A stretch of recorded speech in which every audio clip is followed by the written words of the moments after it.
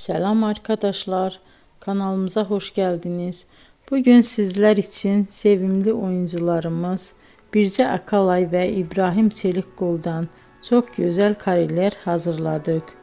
İbrahim Çelikkol, Kör Düğüm, İffet, Siyah Beyaz Aşk, Merhamet ve birçok dizide rol almış ve herkesin beğenisini kazanmıştı. Biz de sizler için onların en romantik videolarını derleyip topladık.